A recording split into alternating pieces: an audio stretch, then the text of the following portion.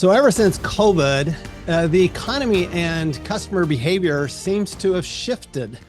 And today we're going to discover just what that shift is and how can business owners both acquire and more importantly, retain clients for life and turn them into their best advocates. Now, this is, as a CPA, I am fully aware that the best referrals come from clients. And we always have thought of our customers as clients. They are professional services firms typically do. But we have today a guest with us, Richard Weylman, who will explain why everybody should be treated as a client, not just a customer. So there's a difference there. Richard, it's great to have you on the show. And it was very interesting having that little conversation before we started. But before we get into it, give us a little bit of your background and how you got into this topic.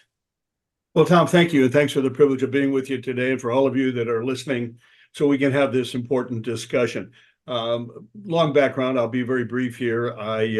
I've been consulting and speaking for many years on marketing and branding and consumer behavior. And prior to that, I was with Rolls-Royce as a general sales manager. I was also head of sales and marketing and one of the founding members of the Robb Report magazine and many, many other things. So I had a lot of background in business and taken several companies from inception to liquidity events. And people began to ask me to speak and consult on how do I really connect? How can we connect better with the consumer? So I've written two previous books, both of which are international bestsellers. And my latest book, which just came out in early March, #1 on Amazon, is 100 Proven Ways to Acquire and Keep Clients for Life. Now, why did I write this book? I wrote it because of my consulting practice and I'm speaking, I've discovered in talking to people that this massive shift that you mentioned, Tom, has really happened. The world has become commoditized. So what are people doing now? They're looking for that sense of a relationship with their provider. So that's why I wrote the book. And it's 100 Proven Ways, because as I talk to people, I began to write down, well, how can a company keep you as a customer? And they say, well, stop calling me a customer. I don't want to be an account. I want to be an individual. They like the word client. Now, it doesn't mean customer is a wrong word, but it really was an eye-opener. I said, well, what should they say or what should they do? So I started to write them down. And when I was all done, I had 100 different things that consumers said, if you would do this, I'll keep my business with you.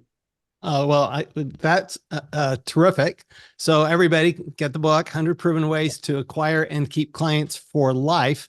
It's the path to permanent business success. I love that. My book is Tax-Free Wealth, how to permanently reduce your taxes. So I love the word permanent. We're on the same page there, yeah. Richard. Nothing temporary is as nearly as worthwhile as something permanent. Right. So let's start with this, exploring the difference between why do you think people prefer the word client to customer? What's the difference in your mind? I think, well, in my mind, there's not much difference in the sense that whether you call them a customer or client or constituent. I mean, we can use all kinds of phrases here to describe people. But what I've discovered in our consulting work and the treatise, and I'm in the Customer Experience Hall of Fame because of the work I've done getting brands to have great relationships with their quote customer or client base. And the way we realized it is, whether you call them customers or clients, what people want is they want to have a sense that they're a person, they're an individual. They don't want to be an account. They don't want to be treated like a transaction. They don't want to be taken for granted. They don't want to, how shall we say, be in a situation where they're getting, let's say, messages that don't relate to them. If you're in a financial world, stop sending me messages on how to write a resume if I'm 64 years old and I'm retired. It really doesn't connect with me. I apologize, but I don't get it. And at the same time, if I'm 24 years old, please stop sending me messages about how I can enjoy my retirement. I'm just trying to get through the weekend. So what they're really telling us is, please personalize and humanize and treat us as a human being. And if you'll do that, then we are going to become, and a great point you made, a delighted advocate for your business. And as a result, as you mentioned early on, that positive word of mouth is a powerful, powerful, powerful marketing message for any business, whether you're an air conditioning business or a CPA in the plumbing business or you pave driveways. If you've got delighted advocates, ambassadors marching and speaking on your behalf, you're going to win more business. Yeah, that's for sure. So what I'm hearing is that what clients and customers really want is they want a relationship. And I can give you an example of this. So Great. I have in like you, I speak all over the world, and I have people come up to me and they'll say, um, you know, I really like what you're saying, Tom, and I know that you could save me a lot of money in taxes and help me build my wealth, but I really like my CPA. Yeah. Right. So they feel like they have the relationship with the CPA. And if you feel like you have that relationship, and that is to me, it seems like a pull with that the client has with you that is pretty tough to break, frankly. So it's pretty tough to break somebody away from a relationship that they enjoy, even if they're not being served well. Is that what you're? I mean, are you indicating that? Brilliantly said. That is exactly the point. And if we really break it down, you're right on the money. Now, why is that? And when we talk about relationships, and I talk to people all the time and say, well, our company, we give good service. Well, let me tell you, good service is a minimum expectation in today's economy. Everything for the most part is commoditized. I mean, if you go to go to McDonald's and the fries are cold, they're going to give you good service and give you hot fries. So please don't be so magnanimous to say if you do business with me, I'll actually take your phone call. Well, how magnanimous of you. The reality is what people want today is they want humanization and permanization, but what does that really mean? They want an elevated experience because that's the basis of a relationship. Let me define it for you this way. When you elevate the experience that people have with you, it creates emotional engagement. Those are the 4 E's. So an elevated experience creates emotional engagement. And that is the bedrock of a great relationship. And I think Tom, you brilliantly said, relationships drive revenue and relationships drive, shall we say, loyalty. And the critical link is that experience that people had from the time you acquire them as a customer or client and how you treat them on the ongoing basis. And to your point, it's very difficult. It's a tremendous spend of marketing dollars to dislodge someone from another firm if they have a relationship with that provider or the firm, because in their heart, they feel like I'm having a great experience here. I'm in the right place. I'm with the right provider. I don't want to move. So let's step back just a second, because you mentioned at the very beginning of what you were saying there that, well, great customer service is like just the baseline. Yeah. And yet, so help me understand. I'm in a hotel. I go to a hotel in Chicago, and the basics aren't there. I mean, this is the challenge with the hospitality industry. There's no more hospitality. And so is it fair to say that you still have to cover the basics first? The relationship, we need the relationship, but we have to cover the basics. We have to deliver that service, because without that service, that is the chink in your armor that they will start wondering, is it worth breaking the relationship? Exactly right. So it's not to negate that service isn't important. It's only to say that if you tell me you're a CPA, I have to believe you have a certain level of competency. If you tell me you're in the air conditioning business, I've got to believe you have some level of competency, and you'll be able to, quote, service my air conditioner or take care of my taxes or help me balance my books or finances or whatever the case might be. If you're a dentist, I expect you probably know your way around the inside of somebody's mouth. So we're going to put that to you as a given. And we're going to expect you're going to be able to provide that service at a level that's acceptable. Now, what's the differentiator? What's the separation? What's the distinction? It's the experience I have. We've all gone to a doctor that's very competent and has the ability, but if she doesn't have or he doesn't have a good bedside manner, we're often looking. Because what's really going on, Tom, to your point, is service is a minimum expectation. We expect to get service today. Amazon proved that during the pandemic and other online providers. I mean, what other company in the world sends you a product with a return label in case you don't like it? I mean, let's be crystal clear what Bezos did. And everybody talks about, well, yeah, that little picture of him sitting at that old time computer there on his folding table, building Amazon. Well, I can tell you in a conversation with him, he said, yeah, but what they don't ever tell you is what I had posted on that yellow sheet of paper on the wall next to me. And he said, I wrote out, I'm going to build the most customer centric company in the world. So there's your answer. Yeah. So let's talk about what it takes to be that customer centric, because one of the challenges, no, well, let me take my industry as a really bad example of this. When no CPA became a CPA because they're great conversationalists, right? So, and yet people are very tied to their CPA. So it seems to me like that relationship doesn't have to be, you're a great talker. You can speak, you're comfortable in front of crowds, you're comfortable in front of people. You've been in sales for years and years. You look at somebody like a bookkeeper, CPA, we'll go one step further, an actuary, and they're going, wait a minute, that is not my core strength. So what are some of the aspects of that relationship that they can get that positive experience without having to be, this super extroverted person? Okay, I want to give you two parts. First, I'm going to tell you a personal experience. My wife had a very serious issue with her hearing, and it required brain surgery. And I found the best guy in the world, and he's autistic. Because kind of like the guy I hear they have one on TV that portrays that. In any case, he has no personality. Comes in, what's wrong with you? That's his opening line. What's wrong with you? Looks at the screen. He turns around, puts his hand on her shoulder, and said, "I fix you. I will fix you." And left. I mean, the connection those two had was amazing. And when surgery was over, he wrote her a note, show her this one. And it said, "I fixed you." Now, what's the message awesome. There? Here's an individual that had a different level of skills and a different level of personality and some challenges with, let's say, being an extrovert communicator. But he realized that in his heart of hearts, that emotional connection was really important. Now, how can I, as an air conditioning contractor, a CPA, a financial advisor, how can I demonstrate, forget about orchestrate that I care. How can I demonstrate that I care about people? Well, number one, let's find out what their real name is. I mean, your first name may be Thomas. Is it Thomas? It is. Yeah, good. So how many emails do you get, "Dear Thomas"? And they don't know you. Yeah, those are delete. Right. My first initial is C. I get a lot of "Dear C." I don't read those. T. Boone Pickens was a friend of mine. He never went by T.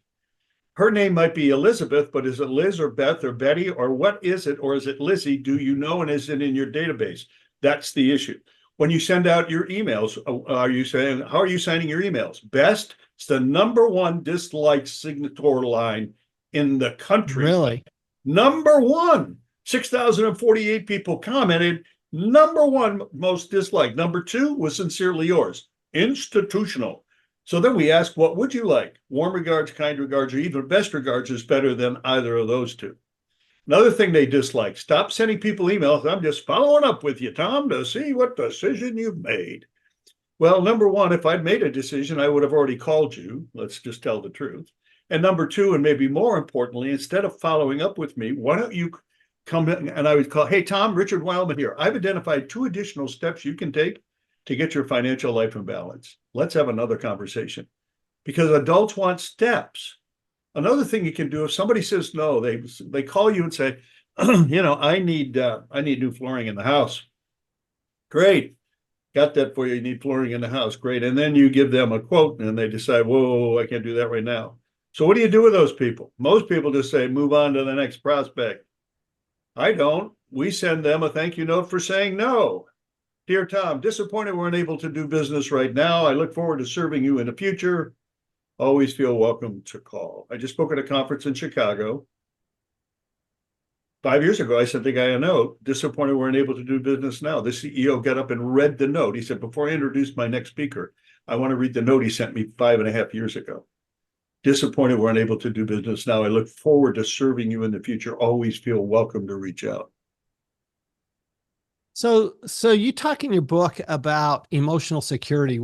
Right. Can you explain what you mean by that? What's emotional security?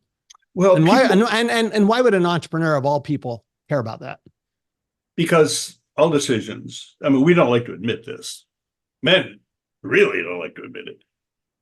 Every decision we make has some emotional component to it. And so what people ask themselves, and that's why we're going through what I call a great reevaluation right now. Am I with the right provider? Am I in the right restaurant? Am I in the right dry cleaner, the right dentist, the right hairdresser? And what people are looking for is they want a sense of connection to that individual. And it all is based on the experience they have. Do I feel taken for granted? Is Tom being empathetic with me? Do I really feel like he knows me and cares about me? So what is the basis of the emotional piece, Tom? It's 4 parts that people said they want. And here are the 4 things that are driving growth and that are keeping people on board. And it's 4 simple things that does not require 1 dime to be spent. Number 1, they want an organization, or they want to work with an individual that's thoughtful, that takes an extra minute to see things from their perspective. Now, again, this isn't interviewing hundreds of people when I wrote this book. They want someone thoughtful. Secondly, they want someone who is caring, that cares enough to ask questions and really find out what I want. Don't assume what I want just because you've been doing this for 10 years. Don't tell me I need laminate floors. If I really want hardwoods, would you take the time to find out, please? So they want somebody thoughtful, and somebody that cares, and somebody that's kind. They'll take the extra step, do the extra thing, make a huge difference in their relationship, in their thought process. And then number 4, they want somebody empathetic to see something, see them from their point of view.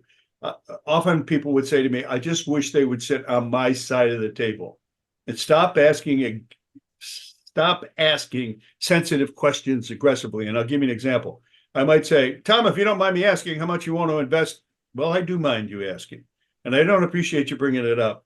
If you don't mind me asking how much money I focus group this, I couldn't even get the question out.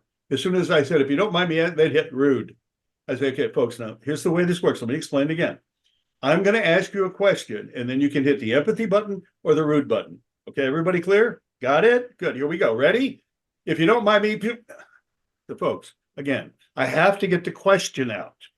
Well, every time you start with, if you don't mind me asking, we know it's going to be a rude question.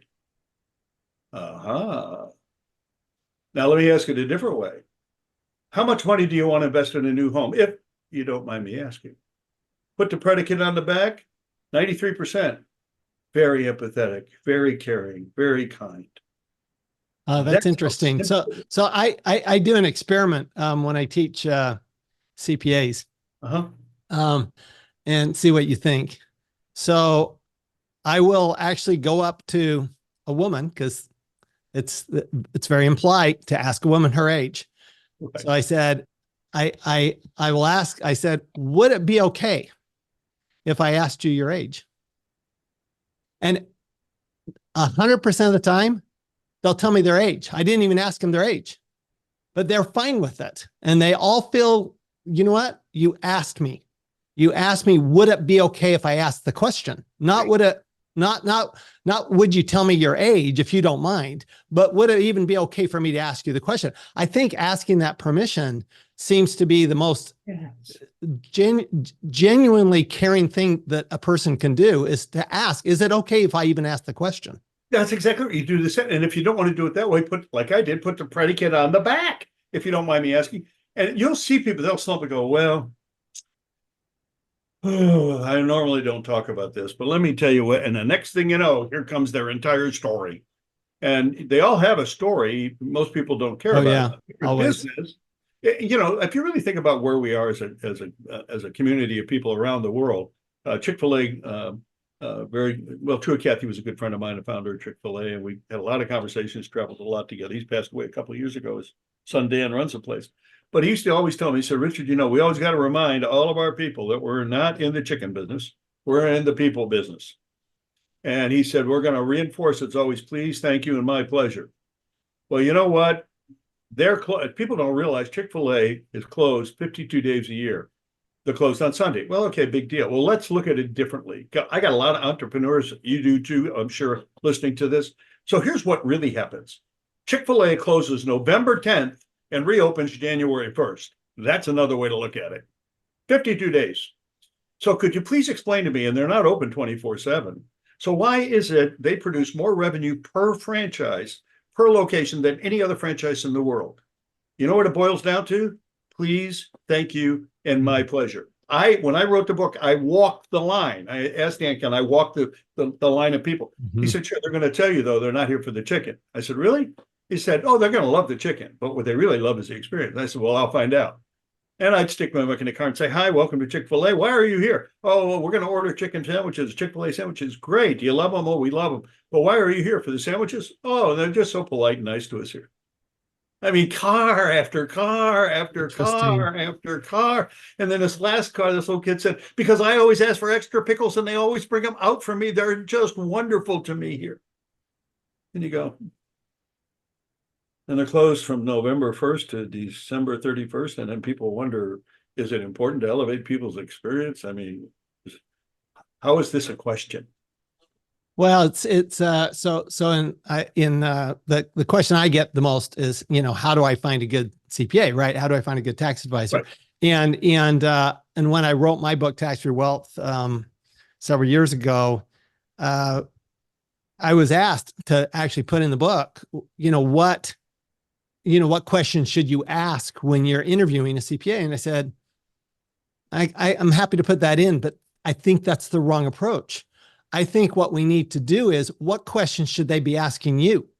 Bingo. Because to me, an advisor who asks you good questions is way more valuable than one who gives you good answers. Isn't that the truth? And, I speak a lot in the financial. In fact, yesterday I was in Orange County, California, speaking at a financial conference. And a question that was asked is, when we bring people on board, which I hate that phrase. Why don't we welcome them? I'm not sure I want to be onboarded. But they said, we always ask them, why did you join our firm? How do you feel about that question? I said, it doesn't matter how I feel about it. But it is the wrong question. It's not, why did you join our firm? The question is, why did you leave the other firm? That's what I want to know.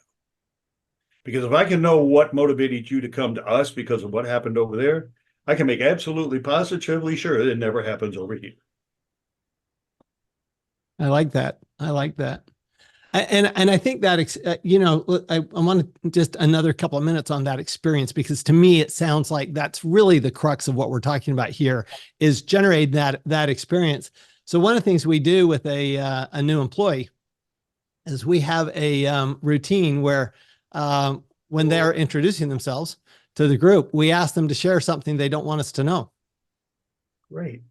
And what happens is that, I've had some amazing answers to that. I had one person tell me that they only eat 2 of something. If there's only 1, they won't eat it. They have to eat 2 of something.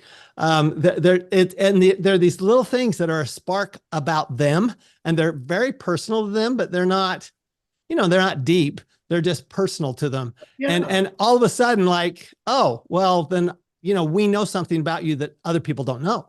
Right. So now you're part of the group. Right. And you're reinforcing the fundamental psychological need that people have, which is meaning and significance. And by asking that, they have a different connection with you, a different experience, of course. But the point is, you have found out something that they normally don't share. I eat 2 of everything. You don't go to a restaurant. Oh, I need 2 of those, But the reality is, by doing that, you're reinforcing that the fact they belong here and there's meaning and significance. And people want to belong. It's a psychological need we all have. We want to be part of something. That's why we see over 80% of the population now belongs to something. Mm-hmm. Now, it could be what they do for a living or recreation or special interest. I don't know. But the point is, they're joining and getting involved in things because they want to be involved in something larger than themselves. So what happens is, when they've had a great time, they advocate for that. So you're doing the right thing by finding out those little things. I work with Freddie Steakburger and Custard, and they really wanted to elevate their revenue, et cetera. And they were a small steakburger chain out in the Midwest. And so we interviewed a lot of their guests when they came into restaurants and their employees. And they came up with a thing called the Freddie's Way. Well, the thing is, Freddie's way of doing business is great steakburgers. But the thing that was missing was the vision for the experience that people were going to have in those restaurants. We're going to great steak burger and custard, delivered in a fun environment. That's great. But what's the experience like? What's a fun? No, what's the experience like? No, we're going to deliver it now with gracious hospitality in a fun environment. They just won the National Restaurant Award for the best fast casual in the United States. It beat everybody. Smashburger, Culver's, everybody. Why? Because their fan club, their base of customers, when interviewed, said they give us such gracious hospitality. The steak burgers are great, but what did people talk about? The gracious hospitality. That's why you need a vision for the look. Your your clients are going to have an experience with you. You're the one that decides what's that going to be. So how do you actually train somebody to do that? I mean, some people are naturally empathetic. My wife is Right. naturally empathetic. No issue. Everybody loves being around her because she's so empathetic. I'm not so much. I mean, I'm going to ask the question because I know to ask the question, Yeah. right? Rather than because it's my nature. And so how do you actually train that into particularly, because we're not just talking about training entrepreneurs here. We're not about training staff. We're talking about training people who are on the front line. Brilliant question. We work with the Minnesota Vikings when they built a new stadium, 2,500 part-time people. How do you train them to give you an elevated experience? Well, you teach the security guards, don't point to the ladies and men's room, do this. Open your hand. When they walk up the counter, don't say, what do you have? Or what do you need? What do you want? How may I serve you? Oh, I can't remember that. You got 2,500 employees. How may I serve you? They went from 17th to 7th in NFL revenue in 1 year with a losing team because of the experience was so good that people love coming to that stadium. So that's one example. But the fundamental example is this. And if you think about, you mentioned hospitality. So let's go there. Look at the Wynn Hotel, look at the Ritz-Carlton organizations I've had the privilege of working with over the years. What they have are two things. They have what often is called a hiring protocol. They hire attitude and effort, a good attitude and willing to put in the effort. The one thing they don't ever object or not hire, they don't hire people that are not nice. Because a good friend of mine, Scott Redler, told me, he said, Richard, you can train anybody anything if you got attitude and effort, but you can't train nice. And that's a great point. So that's the fundamental. Are they nice people? They may not have the greatest education. They might even not have the skill set, Tom, but you and I can bring them on board. And if they got are willing to have the attitude of development and the effort to develop, and they're nice people, we can train them. Now, the question is how? Well, it's the same thing we do at the Ritz-Carlton, and we do it with many other hospitality groups around the country, and in Freddy's Fast Food, and at the Vikings, another place I've had the privilege of working and working with people.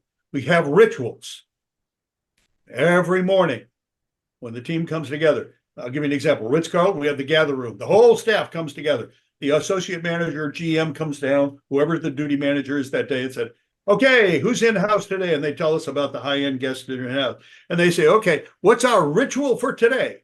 Today, we're going to make sure we smile to every single guest. Everybody got it? Today, we're going to smile at every single guest, no matter what happens, no matter what happens. They reinforce it. Now, what's the one the next day? The next day is when we pass somebody in the hall, we're all going to say good morning, good afternoon, or good evening. Everybody ready? Good morning, good afternoon.